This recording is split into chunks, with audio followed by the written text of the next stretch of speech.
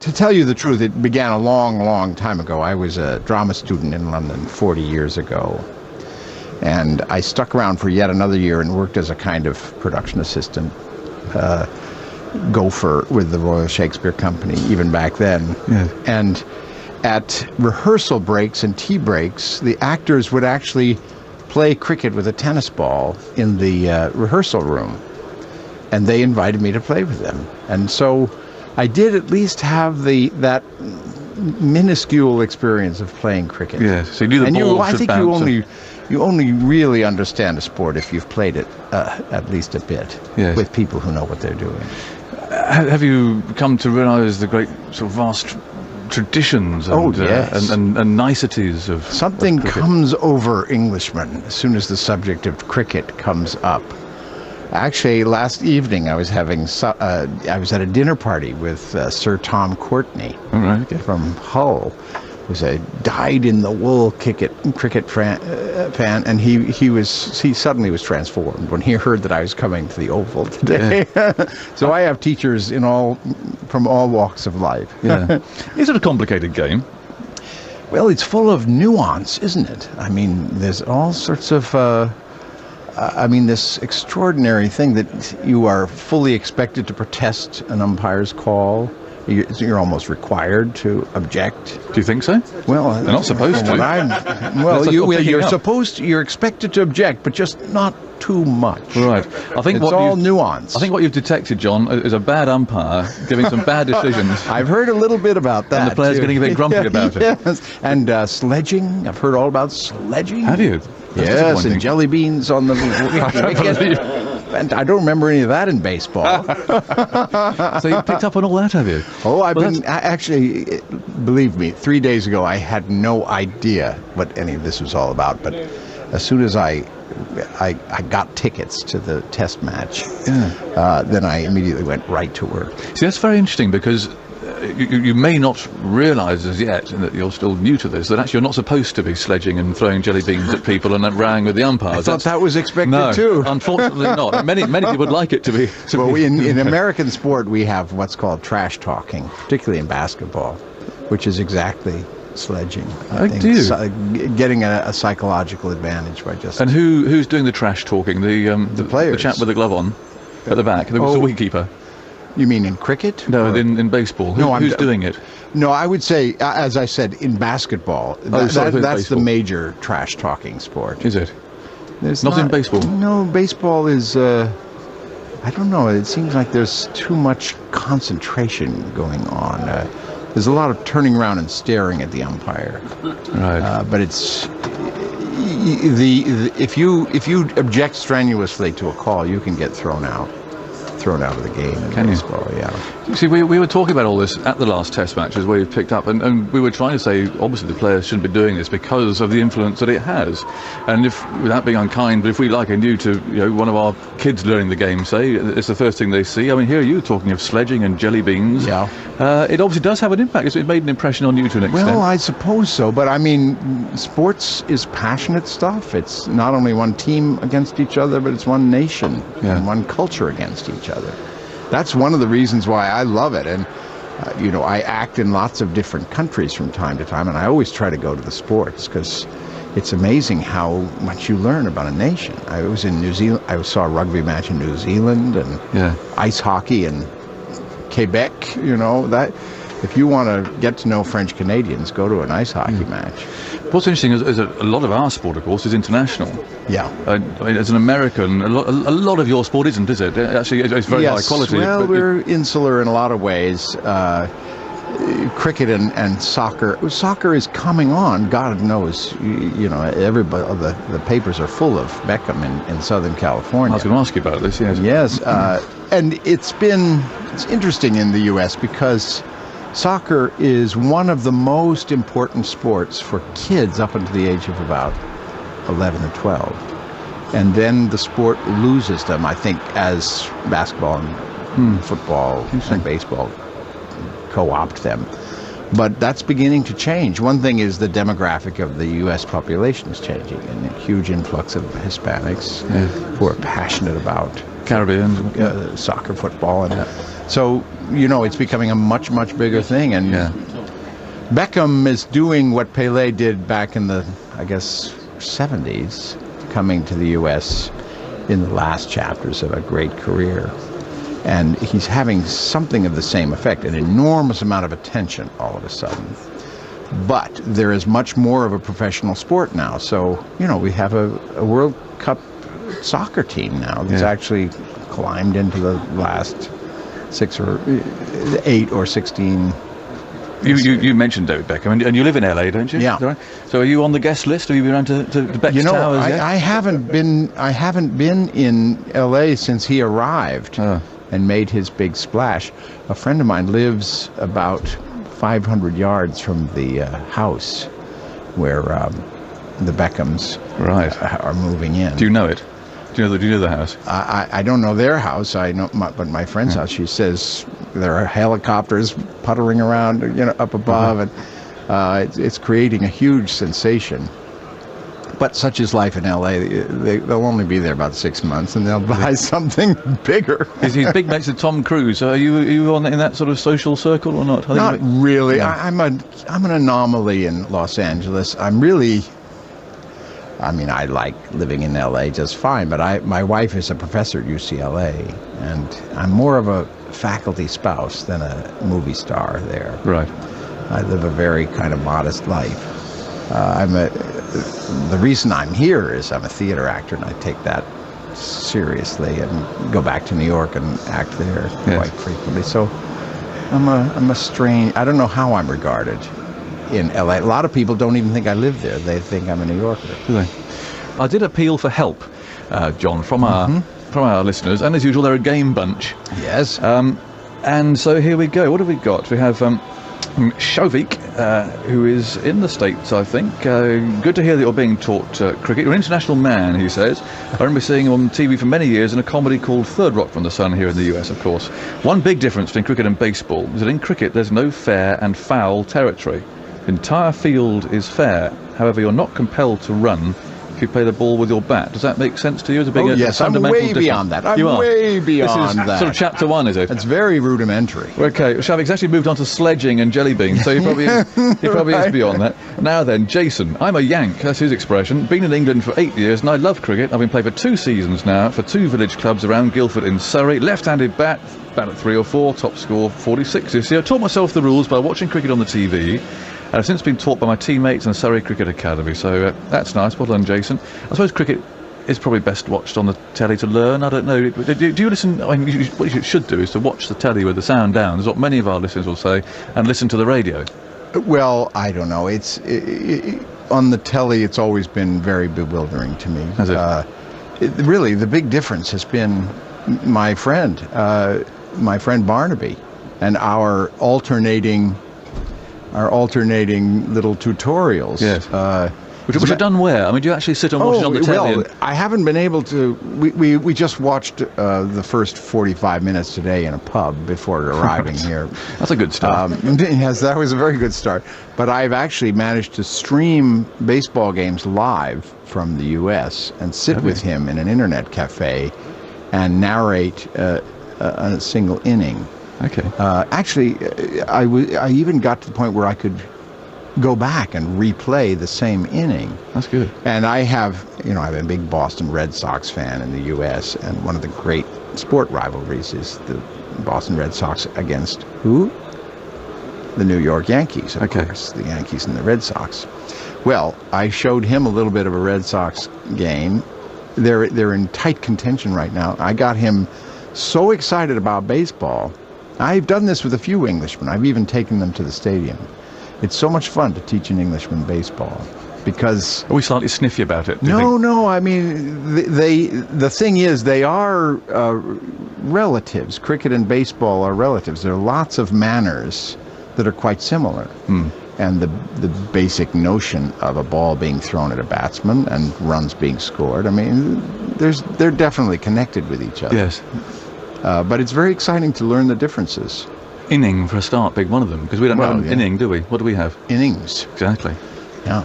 Hey, and you only have 3 of them, and they last for days and days. We have 9, and they go by in... Yeah, we have 4. We're 2 each. That's right. Yes, Yeah. right. Okay, that's coming on. What have we got here? Douglas Squirrel, what a tremendous name. I was born in the US and emigrated to Britain 7 years ago at the age of 29. I learned the basics by watching Sky on the telly, then tried for a long time to find some way to master the skills myself and now actually play. Eventually I joined an under-15s team where the coaches are very helpful and understanding. I now bowl rubbish leg spin for Saltwood Village Cricket Club and have passed all my exams to become a qualified ACU and S umpire. That's good, so he's going to be out there possibly making a better job than what we've seen in some cases. You're doing a little sledging yourself. Well, yes, I know. I think I am. I'm not supposed to do that. Sometimes I can't resist myself, though. Good word, sledging, isn't it? Do you like that? Yeah, I love that. Is that better than trash talking, you call it? Yes. Doesn't that come from Australia, though? Oh, well, indeed. Yes. We claim it did. In fact, what I may do is, since you're so interested in it, I could possibly introduce you to the man who we claim started it. Really? He'll deny it. Is he an Aussie? In no uncertain terms. Yeah. You may have to put your fingers in your ears at times. But I'll introduce you to Ian Chappell, who's a good friend of mine. He's about 2 boxes down later on. You can ask him all about sledging. Okay. And then I'm going to do a runner. And I'll let you do. Now then, Robert in Bognor. I find it's quite easy to explain the basics of cricket in baseball terms. For example, 6 is equivalent to a home run, 4 is equivalent to a ground rule double. Yeah. Wickets, 2 bases instead of 4, so 2 batsmen effectively is a perpetual force play between the stumps, and a run is scored in the same way as the total bases in a baseball game. It's getting rather complicated, this, isn't it? No, I'm following every word of it. 10 outs per inning instead of 3. Robert says, I could go on, but I'm supposed to be building furniture. So I'm not sure what's more of a challenge, building furniture or trying to explain cricket to an American? Building dog kennels. Yeah. What's been what's the most obvious difference, do you think, between... I mean, is it right to compare baseball to cricket? I mean, is that the best way to start? I think baseball gives you a little bit of a leg up. I remember learning rugby. Rugby suddenly made a little bit of sense when people explained the similarities to American football. Right. And then you begin to explore the differences. The major differences, I think of the American sports, baseball, I think, is the most pastoral and the most leisurely. I mean, you do sit and take your time. There are breathing spaces between innings and all. It's nowhere near as leisurely as cricket. I mean, you can come and go days on end. And I think it's a matter of learning the rhythm of the game, and you know, the build-up of tension can take place over days rather than over hours. Yes, and can you get that great tension? I mean, here we are watching what could be an amazing game, and that England were out of it from, well, the start of the second day, really. But then suddenly, a glimmer of hope. Here we are on the 4th morning. I mean, you explain to Americans this game's on for 5 days, they might roll their eyes, but... When Tendulkar was bowled out, I mean, suddenly it was like, wait a minute, something might happen here. This could be historic. So you can see why we like our 5-day games today, because they do ebb and flow, and there are... Well, you know, it was quite thrilling to get Barnaby excited about the gradual build-up of tension in baseball. In baseball, it's much more incremental.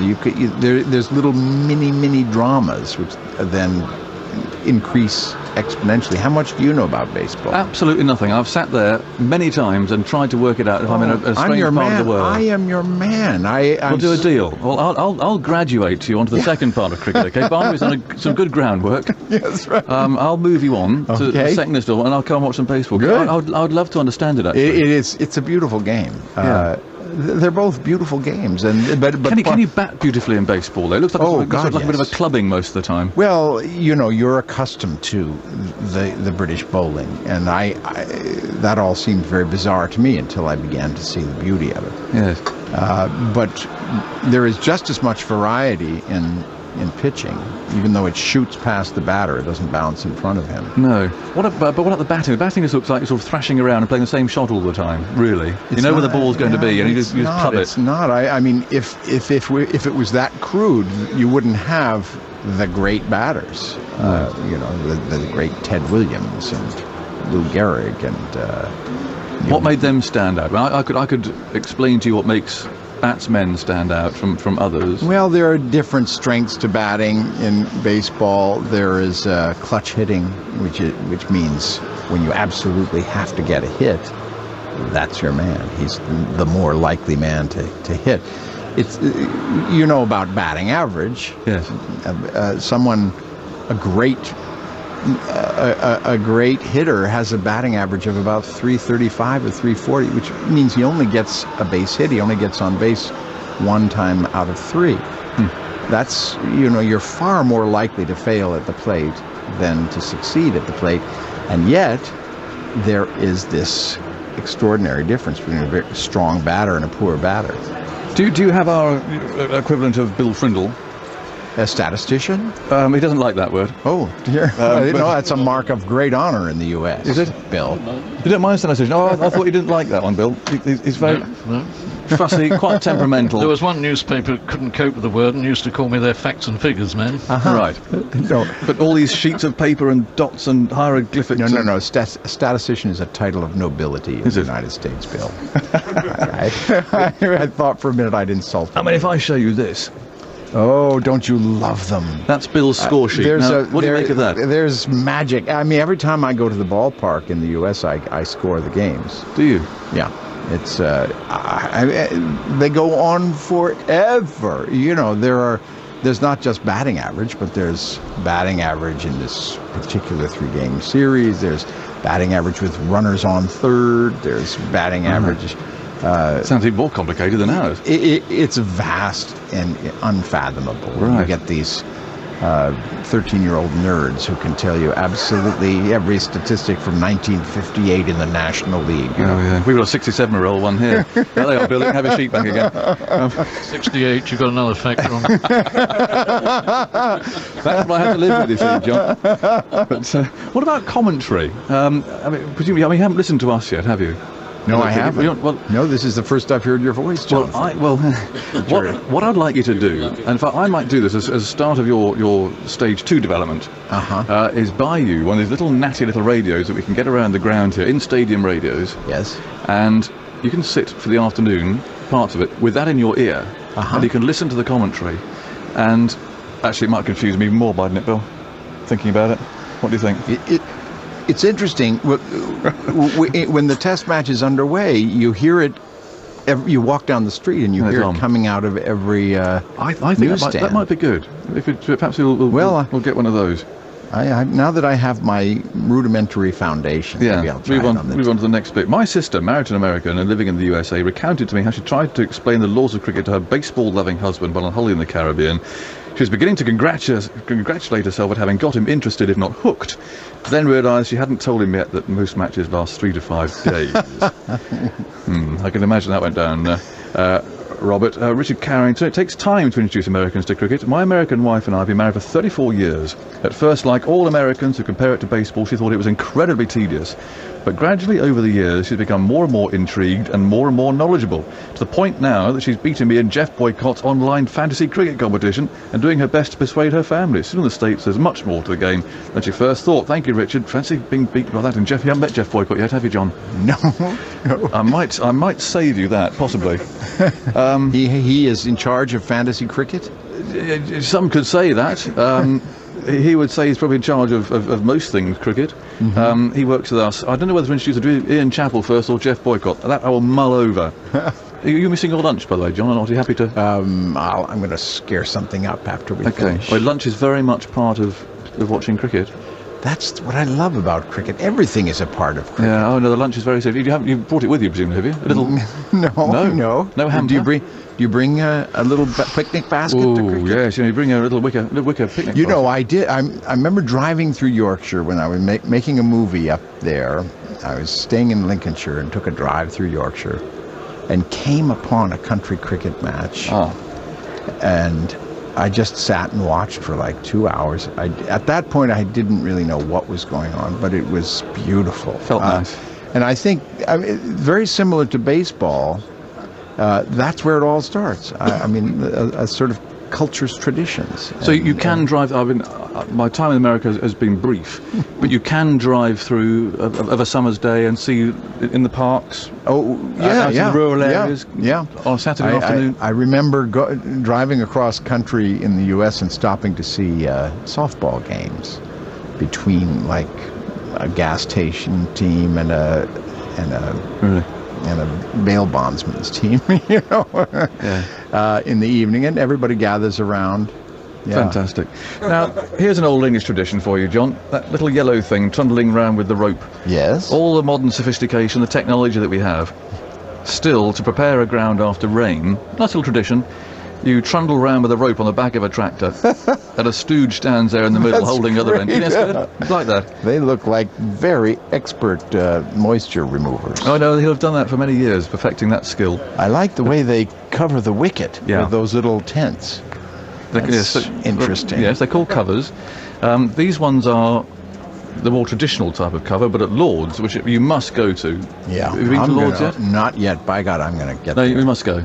They have a hover cover there that comes on like a hovercraft. Really? One huge thing and sits over the pitch, because that, of course, the pitch is absolutely paramount. Yeah.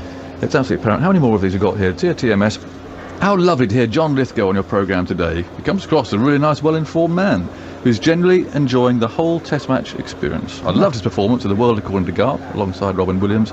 The scene where the two of them race through a housing estate on foot, chased by a very angry truck driver, is one of the all-time great scenes. Oh, how from nice. Ken. I wish I'd seen it. It's actually a great film. It was made in 1982, and it was 30 years ahead of its time. A really amazing film. Picked up a couple of nominations, Oscar. Yes, Oscar nomination, and just a great time. I played the entire role. The part is a transsexual, you know, who used to be a professional American football player.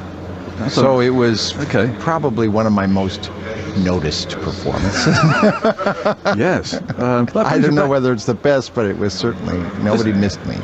It's been lovely to have had you in here. It's great. It really has. Well, it's been a wonderful lunch. Well, good. Well, we'll even though I haven't eaten a bite. No, we'll see if we can find you something. But it's great. I mean, and I really do hope that you enjoy cricket, because it's a wonderful sport. This has been one of my best days in London. I've just loved it, and I've only seen about an hour and a half of cricket. Wait, when does the play start, by the way? I forgot to ask you. August 30th to October 6th in a straight run. It's not in repertory. We're doing it at the Courtyard Theatre up at Stratford, which is the temporary theatre they have created while they renovate the big theatre. Lovely. A couple more here. Sanford Cheltenham, delighted we've got John Lithgow on. Been a fan for years. Hope he'll forgive me if I say that I'm probably the biggest, if not only, fan of the film Buckaroo Banzai. Oh, no, he is in the company of millions of very, very weird people. Well, how is that especially weird? Buckaroo, you've never seen Buckaroo Banzai. No. It is a fantastic satiric sci-fi film that I made in the early 80s. It's one of my favorite films, too. It's completely zonked out. I hesitate to recommend it to you, but you might be curious. I play a Italian physicist whose body was inhabited in the 1930s in a botched physics experiment by an evil alien. Right. Who now sort of speaks like a crackpot Mussolini, and he's trying to return to the 8th dimension, something like that. That sounds straightforward enough. It sounds my most famous line from it was, "Laugh while you can, monkey boy." And you have no idea how many people ask me to say that. That's right. Well, I'm sure Sam will have loved that. There was a special one for you, Sam. That's for you, Sam. Paul, my most enduring memory of John on film was the bad guy against Sly Stallone in Cliffhanger. So that was an experience acting with him, I guess. Yeah, it was great fun. I mean, if you're going to do a movie like that, you want to do it with Sly. Yeah. We had a fabulous big tooth and nail fight on the belly of an upended helicopter on the side of a mountain. If you're going to play that scene, Sly's your man. Well, I do hope they get on that main list as well in LA. Get on the Beckham list. Oh, yeah. I wish you well with that. Thanks for the company. Oh, it's such a pleasure, Jonathan. Good luck with it. I'll be listening to your voice for the rest of my life.